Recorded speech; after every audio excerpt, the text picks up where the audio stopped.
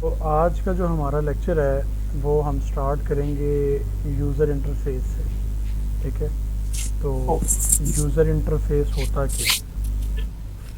सबसे पहले नंबर पे यूज़र यूज़र तो है जी इसको इस्तेमाल करने वाला। इंटरफेस बेसिकली इसका पूरा वर्किंग एरिया जो कि हमें नज़र आ रहा होता है जब हम इस सॉफ्टवेयर को ऑन करते हैं। तो स्टार्ट से एंड तक जो स्क्रीन हमें नज़र आ रही है बेसिकली वो इसका इंटरफेस है। अब इसके इंटरफेस के अंदर क्या क्या चीज़ें आ रही हैं और उनका क्या क्या काम है उसको आज हम डिटेल में स्टडी करेंगे। सबसे पहले नंबर पे जो जब आप इसको ओपन करते हो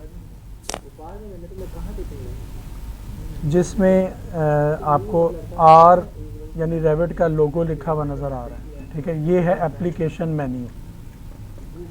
एप्लीकेशन मेन्यू के अंदर क्लिक करके तो आप डिफरेंट ऑप्शंस के अंदर जा सकते हो। नई फ़ाइल ओपन कर सकते हैं, पुरानी वाली फ़ाइल जिस पे आपने पहले से कोई काम किया हो उसको ओपन कर सकते हैं, और इसके अलावा सेव एज़ कर सकते हैं, एक्सपोर्ट कर सकते हैं, इंपोर्ट कर सकते हैं। इस तरह की सारी कमांड्स जो हैं वो हमारे एप्लीकेशन मेन्यू के अंदर मौजूद होती हैं। ठीक है, इनको हम आगे भी देखेंगे।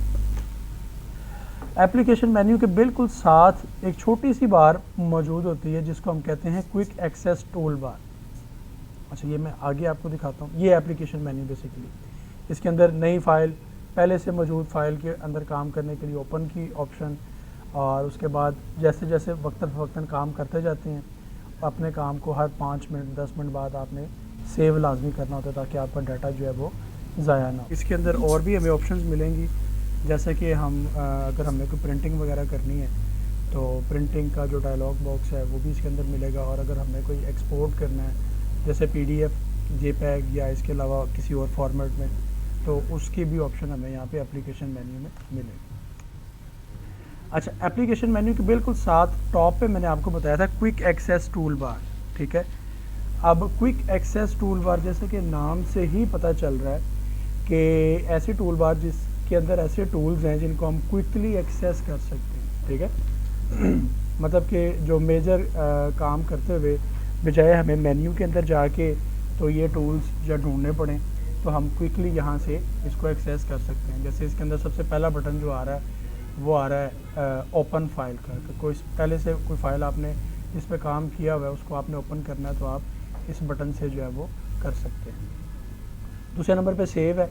अगर आप कोई काम कर रहे हैं तो आप वो काम करते हुए जो है वो उसको सेव करना चाह रहे हैं हर 5 मिनट बाद या 10 मिनट बाद, तो बजाय कंट्रोल एस करने के या फाइल मेन्यू में जाके सेव के बटन पे क्लिक करने के आप सिर्फ इस जो है वो सेव का जो एक आइकॉन बना हुआ है जिसके ऊपर ये फ्लॉपी डिस्क बनी हुई है इस पर क्लिक कर सकते हैं। अच्छा, उसके बाद हमारे पास बटन होता है अंडू का। अंडू से मुराद कि अगर काम करते हुए कोई हमारे से गलती हो जाए तो हम पहली वाली कंडीशन में वापस आने के लिए कंट्रोल-Z की कमांड इस्तेमाल करते हैं। ठीक है, तो या कंट्रोल-Z प्रेस कर दें या इस बैकवर्ड एरो के ऊपर क्लिक कर दें तो हमारी जो कमांड्स हमने अप्लाई की होती है वो वापस हो जाती है और हमारा काम पहले जैसा हो जाता है। उसी के बाद नेक्स्ट बटन है रीडू का। ठीक है, कि कोई काम हमने अंडू कर दिया, उसके बाद हमें याद आया कि नहीं वो तो बिल्कुल ठीक था, तो उस अंडू किए गए काम को दोबारा से वापस लाने के लिए कमांड होगी रीडू। ठीक है, तो ये अंडू और रीडू इन दोनों का आपस में बड़ा लिंक है। जब तक एक दफ़ा आप अंडू की कमांड प्रेस नहीं कर देंगे तब तक ये कमांड एक्टिव नहीं होगी, क्योंकि ये कमांड सिर्फ और सिर्फ अंडू की गई चीज़ों को वापस लाने के लिए। ठीक है, तो अगर आप कोई गलती कर बैठें तो आप वापस आने के लिए अंडू करेंगे और बाद में रियलाइज़ करें कि नहीं वो तो बिल्कुल ठीक था, तो उसको दोबारा से रीडू करने के लिए रीडू का बटन। ठीक है, नेक्स्ट हमारे पास आ जाती है मेजरमेंट, कि आप काम करते हुए अगर आपने कोई अचानक को मेजरमेंट अगर आपने लेनी हो, जिसको हम टेम्परेरी मेजरमेंट भी कह सकते हैं, लेकिन ये मेजरमेंट उस मेजरमेंट से थोड़ी सी डिफरेंट है जो मैंने आपको कल बताई थी।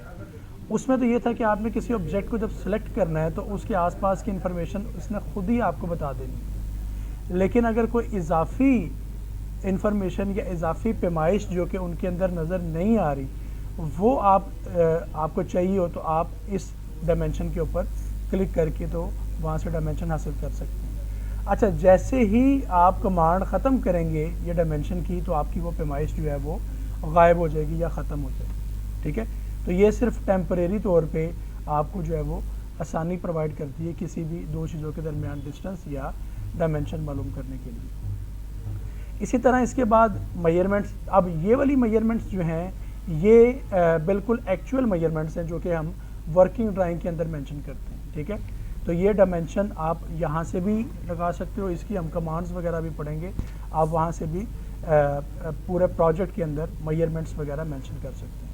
नॉर्मली हम डायमेंशंस के लिए उसकी शॉर्ट की याद कर लेते हैं, जैसे कि ऑटोकैड के अंदर हम करते हैं DLI या DAL वगैरह। तो इसी तरह इसके अंदर भी इसकी शॉर्ट कीज़ हैं, तो वो उसके मुताबिक फिर हम वो याद कर लेते हैं, वो फिंगर टिप्स पे आ जाती है, तो हमें उसकी ज़रूरत नहीं पड़ती। लेकिन अगर इन केस आप यहाँ से अगर करना चाहें तो कर सकते हैं। नेक्स्ट हमारे पास बटन आ जाता है टैग का। टैग बहुत ज़रूरी होते हैं। ठीक है, अब आपने कोई भी अगर प्लान बनाया हुआ है तो आप जब कैड के अंदर ड्रॉ करते हैं तो उसके अंदर डोर विंडो शेड्यूल बनाते हैं। ठीक है, अब डोर विंडो शेड्यूल तो आपका एक सेपरेट बन जाता है। प्लान के अंदर उन दरवाज़ों और उन खिड़कियों के नाम आप रखते हैं, D1 D2 W1 W2, और इसी तरह वेंटिलेटर्स के नाम आप रखते हैं V1 V2 वगैरह। ठीक है, तो जो रेविट के अंदर आप अगर आपने जस्टिफाई कर दिए हैं दरवाज़ों के साइज़ और उनका नाम, तो सिंपल आप एक टैग लगाएंगे और उस दरवाजे का नाम जो है इस टैग के अंदर लिखा हुआ आपके ड्राइंग के अंदर नज़र आना शुरू हो जाएगा। ठीक है, तो इन टैगिंग को भी हम इन डिटेल में पढ़ेंगे। ठीक है, अभी आपको ये पता होना चाहिए कि ये सिंबल्स या इसके अंदर क्या क्या चीज़ें हैं। उसके बाद टेक्स्ट का बटन है। ठीक है, आपने ड्राइंग के अंदर किसी भी किस्म का कोई टेक्स्ट लिखना है, कोई नोट लिखना है, फ्लोर का नाम लिखना है, या कोई भी डिटेल आपने ऐड करनी है रिटन, तो आप इस बटन से कर सकते हैं। इसके अलावा भी आप शॉर्ट कीज़ की मदद से या मेन्यू के अंदर से भी जाके आप टेक्स्ट लिख सकते हैं। फिर हमारे पास बटन आता है 3D व्यू का, कि 2D व्यू में काम करते हुए मैंने आपको कल बताया था कि 2D जैसे जैसे हम बना रहे हैं वैसे वैसे इसके साथ साथ 3D भी बनती जाती है। तो 2D में काम करते हुए 3D में देखने के लिए कि हमारा प्लान या मॉडल हमारा कैसा बन रहा है, तो इस व्यू पर क्लिक करते हैं तो ये हमें 3D मॉडल के अंदर ले जाता है, 3D व्यू के अंदर ले जाता है बेसिकली। तो 2D में काम करते हुए अचानक से 3D व्यू में आने के लिए इस बटन को प्रेस करते हैं। अच्छा, नेक्स्ट बहुत ही इंपॉर्टेंट बटन है हमारा क्रॉस सेक्शन का। अब सेक्शन बेसिकली अगर हम ऑटोकैड में काम कर रहे हो तो मैंने आपको लास्ट टाइम बताया था कि प्लान बनाने के बाद हमें सेक्शन जो है वो एक एक लाइन या एक एक दीवार, एक एक खिड़की, उसकी कंस्ट्रक्शन लाइनें ड्रॉ करके तो हमें पूरा ज़ीरो से लेके एंड तक सेक्शन ड्रॉ करना पड़ता है। लेकिन यहाँ पे ऐसा नहीं है, यहाँ पे आप इस सेक्शन टूल बार से सिर्फ एक लाइन ड्रॉ करेंगे अपना प्लान कंप्लीट करने के बाद। ठीक है, शर्त ये कि आपने प्लान अपना डिटेल में कंप्लीट किया हो।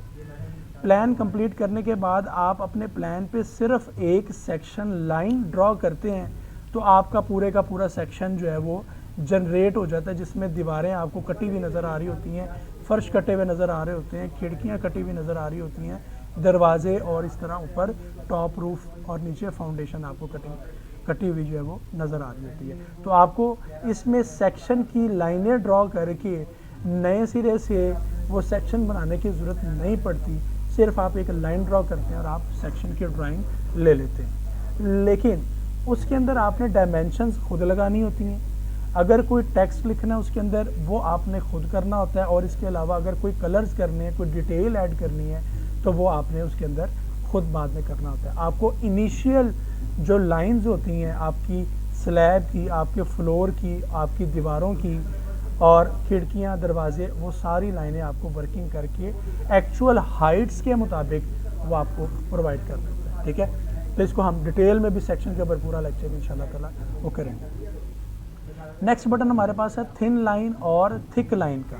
ये बड़ा मज़ेदार बटन है।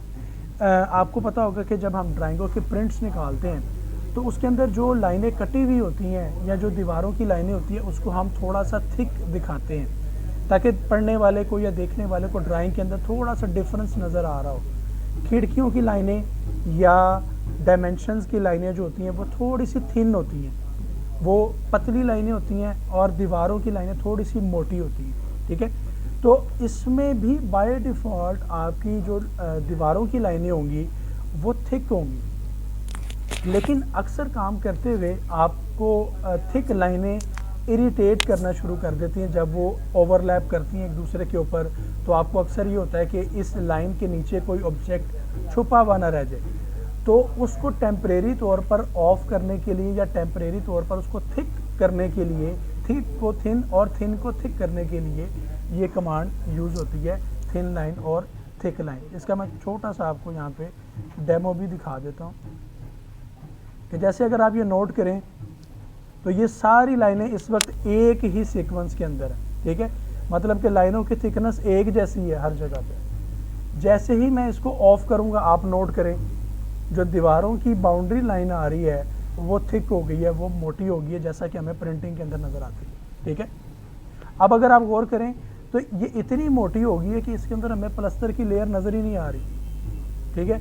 तो इसको दोबारा से जब मैं थिन करूँगा तो मुझे सारी लाइनें एक जैसी नज़र आ रही होंगी और डिटेल के अंदर प्लास्टर की लाइन भी नज़र आ रही है। तो इसके बाद नेक्स्ट हमारे पास आ जाता है मल्टीपल विंडोज़। आप जो है वो इसके अंदर मल्टीपल विंडोज़ में भी काम कर सकते हैं, जैसा कि मैं आपको दिखा दूं इसी के अंदर ही कि अभी आपके प्रोजेक्ट के अंदर ग्राउंड फ्लोर भी मौजूद है, फर्स्ट फ्लोर भी मौजूद है, सेकंड फ्लोर भी मौजूद है, और आपके पास ड्राइंग में इस वक्त ग्राउंड फ्लोर भी ओपन हुआ है, फर्स्ट फ्लोर भी ओपन हुआ है, लेकिन एक टाइम पे आप एक विंडो देख रहे हैं। आपको या फर्स्ट फ्लोर नज़र आ रहा है या ग्राउंड फ्लोर नज़र आ रहा है। ये प्लिंथ लेवल से बेसिकली मुराद ग्राउंड फ्लोर है, ठीक है। ठीक है। अच्छा, अगर आप यहाँ से इस बटन के ऊपर क्लिक करते हैं तो आप जो है अपनी विंडो, जितनी भी आपकी विंडोज़ ओपन हुई हैं उनमें से आप स्विच करके दूसरी विंडो पर जा सकते हैं, ठीक है।